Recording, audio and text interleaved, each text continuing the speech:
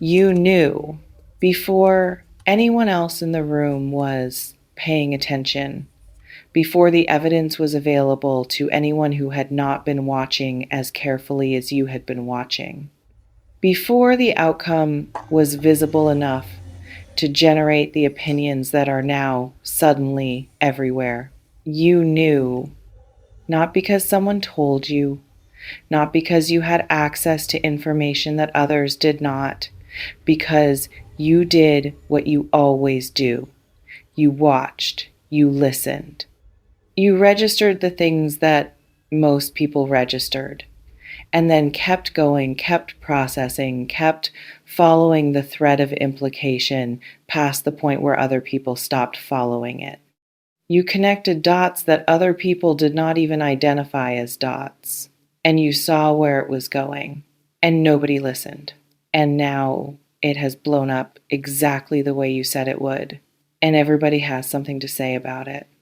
I want to sit in this moment for a second before we go anywhere else, because this is a specific and particular kind of moment, and it deserves to be felt fully rather than moved past quickly in the direction of whatever spiritual reframe is waiting at the end of it.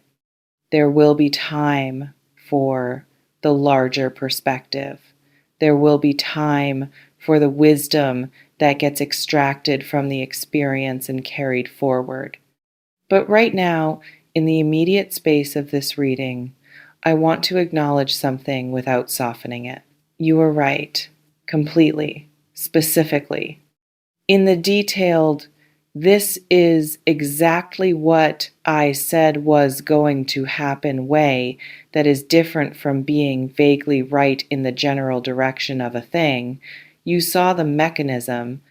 You understood the sequence, you followed the logic of the situation past the comfortable stopping point and arrived at the conclusion that everyone is now standing in the wreckage of. And at the time, you were not believed, or you were tolerated, which is its own kind of not being believed. The polite hearing out of someone whose concern is categorized as excessive, as overly analytical, as the particular Virgo tendency to see problems where there are none, to project, to be negative about things that other people are choosing to be optimistic about. The gentle dismissal that is somehow harder to argue with than outright disagreement because it wraps the disregarding of your perception in the language of caring about your well-being. You were not being negative. You were being accurate. And the difference between those two things has now been demonstrated in the most unmistakable possible way. The first image arrives, and it has a quality of almost unbearable clarity. I see a map, and on this map, a route. And this route has a destination. And the destination is marked clearly, precisely, with the specific notation of someone who has followed the logic of the terrain all the way to where the terrain goes. And this map was shown to people, not literally, but its equivalent. The reasoning was laid out, the implications were named, the sequence of this leads to this, which leads to this, was articulated as carefully as it could be articulated to people who were receiving it. And the people who received it looked at the map and decided the destination was not real. Decided that the route would take a different turn somewhere before the marked destination, that something would intervene, that the situation was not as deterministic as you were suggesting, that you were reading into it, that you were applying your own lens to something that was actually simpler than your lens was making it, that your perception, in other words, was the problem rather than the solution. They folded the map and walked directly to the destination you had marked. Let me describe the noise that is happening now, because Everybody having something to say is specific in its texture, and I want to name the different qualities of what is being said because not all of it carries the same weight, and you deserve to be able to distinguish between them. There are the people who are shocked, who genuinely did not see this coming, and who are now processing their own surprise and the disruption that the blow-up has produced in circumstances they were invested in. Their having something to say is real, and it comes from a real place. They are experiencing a genuine disruption. Their noise is the noise of people who are currently recalibrating, who are trying to make sense of an outcome they did not anticipate, who are in the necessary mess of updating their understanding of a situation they misread. They are not thinking about what you said. They are too busy dealing with what happened to be thinking about what you said. Then there are the people who half knew, who, if they are honest with themselves, and this is the kind of moment where that honesty is available if someone is willing to access it, sensed something, had a moment or several moments where a version of what you were saying registered, where your concern made a kind of sense they chose not to pursue, who made the calculation, conscious or not, that agreeing with you would require them to do something about what they agreed with, and that not doing something was more comfortable at the time. Their having something to say now has a particular quality to it, a slightly too loud quality. The volume of someone who is overcompensating for something. And then there is the smallest group, the one person or the few people who are very quiet right now, who are quiet in the way of people who know exactly what they dismissed, who can hear in the noise everyone else is making the specific echo of something you said that they chose not to hear, who are sitting with something they are not yet ready to name out loud, but that is very precisely named in their own interior. You were right. I did not listen. I should have listened. I want to speak now about something that I know is present in this reading. The particular and specific frustration of being vindicated when vindication arrives in the form of something blowing up. Because this is not the clean, satisfying vindication of being right in a way that produced a good outcome. This is the difficult, complicated, not entirely satisfying vindication of being right in a way that produced exactly the outcome you were trying to prevent. And the fact that you were right does not make you glad the outcome happened. You did not want to be right. You would have preferred, genuinely, to have been wrong. To have had the situation develop in a way that proved your concern excessive. That did not happen. And the rightness of your perception is now entangled with the wrongness of the situation in a way that makes the vindication feel heavy rather than light. And this is something that people who did not connect the dots do not fully understand about where you are right now. They are in the experience of the blow up as something that happened to them. You are in the experience of the blow up as something you watched approaching for a long time, that you tried to interrupt, that you were not able to interrupt because the information you were offering was not being received, and that has now arrived with the specific exhausting weight of something you both predicted and were unable to prevent. That is a different experience of the same event, and it is yours. Tell me in the comments whether you recognize this situation, not the abstract version.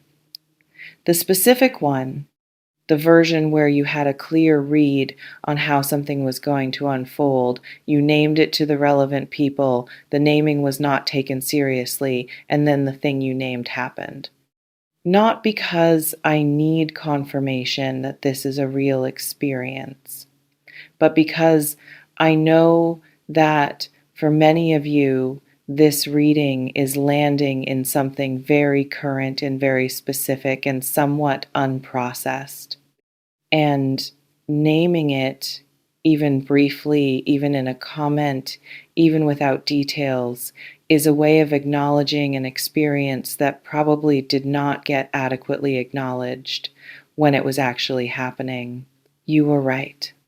Say it somewhere if you have not been able to say it. The second image comes through now, and it is one of the sharpest things I have seen in any reading. I see a room full of people talking loudly, with the particular energy of people who have just witnessed something significant and are in the collective processing of it. Everyone has a take. Everyone is constructing their version of what happened and why. Everyone is participating in the communal building of the story that this event will become in the shared understanding of the group. And in this room, one person is quiet, not because they have nothing to say, not because the event has not affected them or not produced thoughts and feelings that could find articulation if they were offered the space for articulation, but because they have already said what there was to say, already laid out the analysis, already walked through the sequence and named the destination and tried to interrupt the route before it arrived there. And now the room is saying loudly to each other the things that this person said quietly months ago in a context where nobody was ready to hear it. That person is you. And the particular quality of your silence in this loud room is not the silence of someone who has nothing to contribute. It is the silence of someone who has already contributed everything relevant and is now watching the room arrive noisily and belatedly at the place they have been standing in for a while. The room will eventually notice the silence, and when it does, it will understand something about the person inside it that it did not understand before. I want to speak about what this experience reveals about you, because the blowing up and the vindication and the sudden having something to say from everyone who had nothing to say when your analysis could have been useful, all of that is about the situation. But this reading is about you, and what you demonstrated in this situation specifically is worth naming clearly. You saw the full picture when others saw a partial one, not because you are smarter than the people around you in some general abstract sense, because you have a specific kind of intelligence that does not stop at the comfortable conclusion, that keeps going. That follows implication past the point where it becomes inconvenient to follow it. That can hold a complex sequence of causation in mind long enough to see where the sequence ends, even when the ending is far enough away from the beginning that the connection is not obvious to anyone who is not tracking it carefully. This is a gift that is also a burden, because it means you see things coming that others do not see coming, and the experience of seeing something coming and being unable to make others see it with you, and then watching it arrive exactly as you said it would, is one of the lonelier experiences available to someone with your kind of perception. It is also one of the most clarifying, because it shows you with evidence what your perception is actually worth, not as validation from others The others are too busy dealing with the aftermath to offer much useful validation right now. As internal confirmation that what you see is real, that the dots you connect are actual dots, that the conclusions you reach when you follow the logic of a situation to its end are the conclusions that the situation was always going to produce. Your perception is not the problem. It never was. I see a third image now that arrives with a quality of delayed arrival. I see a message, not the contact fast energy of a previous reading, something slower, something that is still being composed somewhere, that exists in the drafts of someone's intention rather than in the outbox of their action, a message that is in formation. That is the product of someone sitting with the full weight of what just happened and arriving slowly at the conclusion that a specific conversation needs to happen.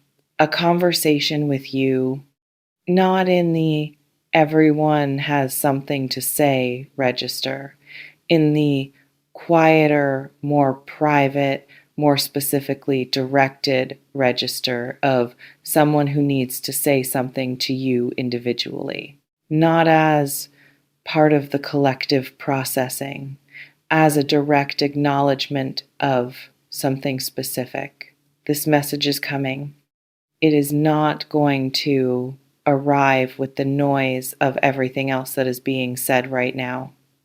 It is going to arrive in the quiet beneath the noise, delivered by someone who has done enough internal work in the immediate aftermath of the blow-up to understand that what they owe you is not a general acknowledgement of the situation having unfolded badly, but a specific acknowledgement of something that was said and not heard and that should have been heard.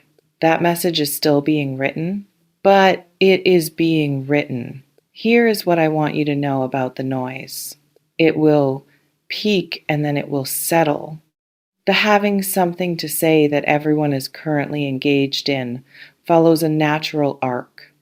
The loudest phase is the immediate phase, the one that is happening right now, when the event is fresh and the shock is high and the energy of processing is producing volume.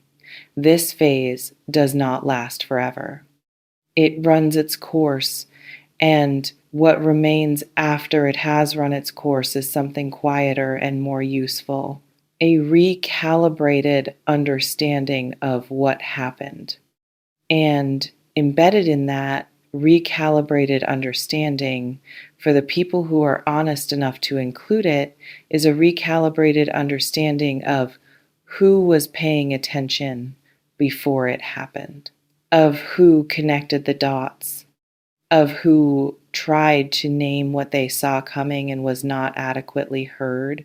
Your perception is going to be understood differently on the other side of this noise than it was understood before the noise began, not by everyone, not in a way that will be announced or formalized or made into the public acknowledgement that part of you probably deserves and will not fully receive. But in the quiet recalibration that happens inside people when a significant event forces them to revise their map of a situation, they will revise their map of you, and the revision will be an upgrade. I want to close this reading by saying something to the part of you that is tired, because I feel that part. Underneath the vindication and the particular complexity of being right in a way that involved watching something blow up that you tried to prevent, there is something in you that is simply tired of seeing things that others do not see, tired of the work of communicating what you see to people who are not yet ready to see it, tired of the cycle of perception and dismissal and eventual vindication that nobody celebrates in the right moment because the right moment passed without being recognized as such.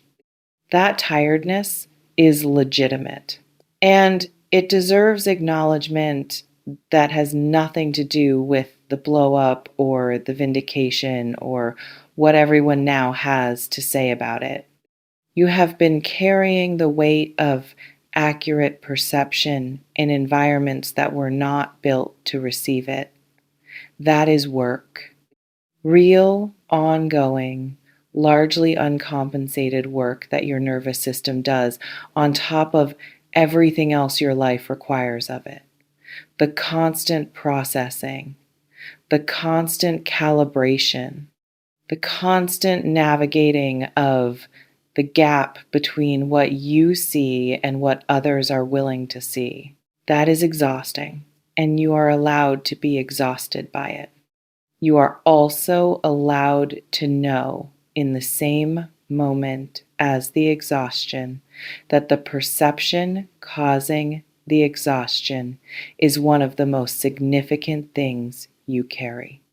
That the world genuinely needs people who follow the logic past the comfortable stopping point, who name what they see even when naming it is inconvenient, who connect the dots that nobody else is connecting and say quietly, "This is where this is going."